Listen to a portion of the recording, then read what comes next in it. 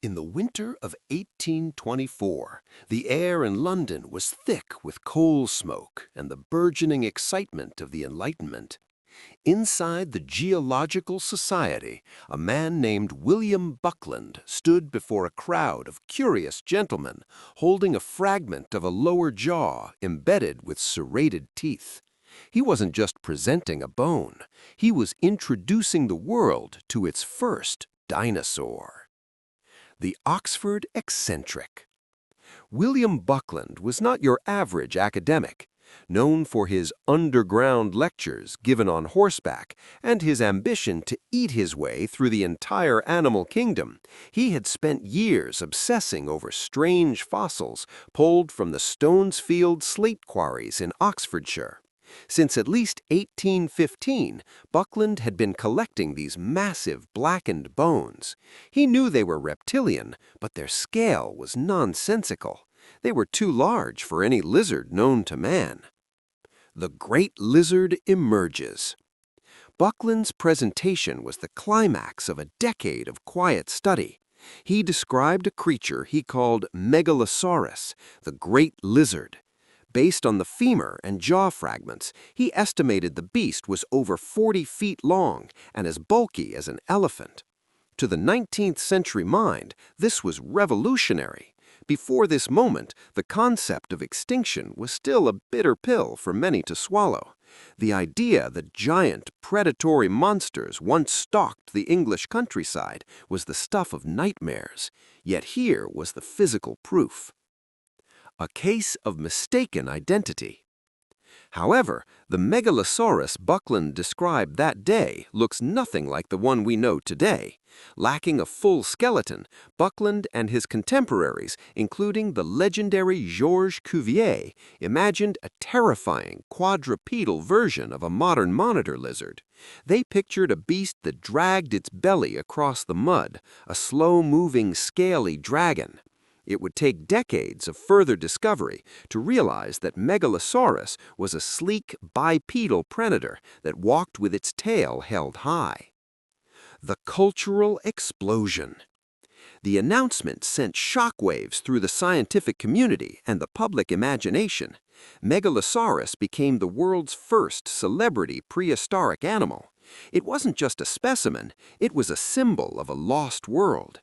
When the Crystal Palace Park opened in 1854, the Megalosaurus statue, though anatomically incorrect by modern standards, stood as a monument to human discovery. Even Charles Dickens couldn't resist its pull, famously opening his novel Bleak House with the image of a Megalosaurus waddling up Holborn Hill. The foundation of an empire.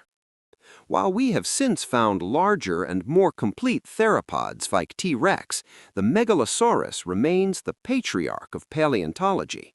It was the first genus ever described in what would later be named the Dinosauria by Richard Owen.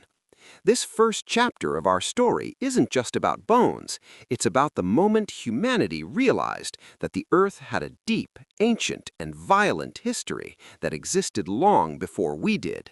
It all started with a broken jawbone in an Oxford quarry and a man brave enough to claim the world once belonged to monsters. The blueprint of a predator. For over a century, Megalosaurus bucklandi was a victim of its own fame. Because it was the first dinosaur named, nearly every large predatory bone found in Europe was lazily tossed into the Megalosaurus pile. It became what paleontologists call a wastebasket taxon. But as modern techniques from CT scanning to comparative anatomy took hold, the true silhouette of this Middle Jurassic giant emerged. Megalosaurus was a basal tethyanuran, a stiff-tailed theropod that acted as a structural precursor to the famous giants that followed. Imagine a creature weighing nearly 2 metric tons and stretching up to 9 meters in length. It wasn't the lumbering, sprawling beast Buckland imagined. Instead, it was a balanced, horizontal powerhouse. Its center of gravity was centered over its hips, supported by massive, pillar-like legs that ended in 3 bird-like clawed toes. The business end, the skull and jaw. The most terrifying aspect of its anatomy was, of course, the head. The skull of Megalosaurus was robust and elongated, designed for a bite-and-slice style of hunting. Unlike the bone-crushing force of the later Tyrannosaurus rex, Megalosaurus possessed teeth that were recurved and serrated like steak knives. These teeth were specialized for shearing through the tough hides of contemporary sauropods. A unique feature of its jaw was its flexibility. The lower jaw had a joint that allowed it to bow outward slightly, expanding the throat to swallow large chunks of meat. Looking into its mouth, you wouldn't just see a weapon, you'd see a biological machine perfected for the high-protein diet of an apex predator. Arms, shoulders, and the power of 3. While later theropods would famously see their arms shrink, Megalosaurus still retained formidable upper limbs. Its arms were short but incredibly muscular, ending in 3-fingered hands equipped with sharp, curved talons. These weren't just for show. They were likely used to grapple with struggling prey, holding the victim in place while the powerful neck muscles drove the skull downward like a hatchet. The skeletal structure also reveals a highly developed respiratory system. Like modern birds, Megalosaurus likely possessed air sacs that kept its body light despite its massive size and allowed for a continuous flow of oxygen. This suggests an animal with a much higher metabolic rate than a typical reptile, a creature capable of sustained bursts of speed and endurance. The hidden details. When we look at the vertebrae of Megalosaurus, we see deep pits and hollows. These weren't weaknesses, they were weight-saving measures. The spine was a bridge of hollowed bone, providing maximum strength with minimum weight. The tail, held stiffly behind it, acted as a counterweight to the heavy head, allowing the dinosaur to pivot with surprising agility during a chase. Today, we see Megalosaurus not as a prehistoric mistake, but as a blueprint for success. It was one of the largest predators of the Middle Jurassic, a time when the world was a series of lush islands and the competition for survival was brutal. Its anatomy tells a story of an animal that had mastered its environment long before the king of dinosaurs ever walked the earth. To truly understand Megalosaurus, we must erase the map of modern Europe and replace it with a vision of a prehistoric paradise. 168 million years ago, during the Bethonian stage of the Middle Jurassic, the world was a greenhouse. There were no ice caps, and the land we now call England was a scattering of lush, tropical islands surrounded by warm, shallow turquoise seas. This was a world of high humidity, towering ferns, and a sun that beat down on a landscape teeming with life that was both alien and magnificent. An archipelago of giants. In this apex predator's world, Megalosaurus reigned over a fragmented kingdom. Because the land was divided into islands, the ecosystem was a complex puzzle of isolation and connection. The forests were dominated by conifers, cycads, and ginkgos, plants that had to be tough to survive the constant browsing of giants. The air would have smelled of damp earth and resin, ringing with the chirps of early insects and the leathery snap of pterosaur wings overhead. This was not a quiet world. The ground frequently trembled under the weight of the Dinosaurus, a primitive sauropod and one of the primary neighbors of Megalosaurus. These long-necked herbivores were the lawnmowers of the Jurassic, stripping the canopies bare. To a Megalosaurus, a young or weakened Dinosaurus represented a massive prize, a mountain of protein that could sustain a predator for weeks. The daily struggle for dominance. Life for the great lizard was a constant calculation of risk and reward. While it sat at the top of the food chain, it was not alone.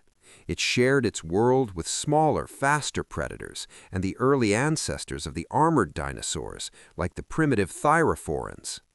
In the undergrowth, early mammals, Tiny shrew-like creatures scurried beneath the ferns, unknowingly waiting for their turn to inherit the earth millions of years in the future. The shoreline was a particularly active hunting ground. We know from fossilized footprints found in quarries across Oxfordshire and beyond that Megalosaurus often walked along the coastal mudflats.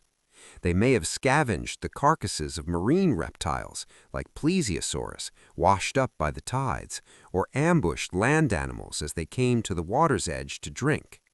The environment was a dynamic interface between the dense, shadowy jungles and the bright, salt-sprayed beaches. A climate of extremes. The Middle Jurassic was a time of tectonic transition.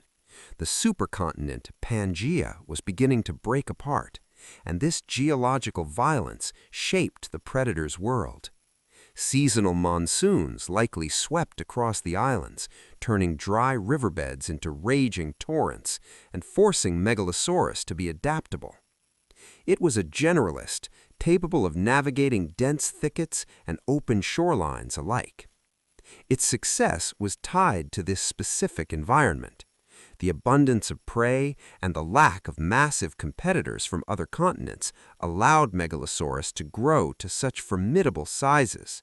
It was the undisputed master of the European archipelago, a specialized killer refined by millions of years of island evolution.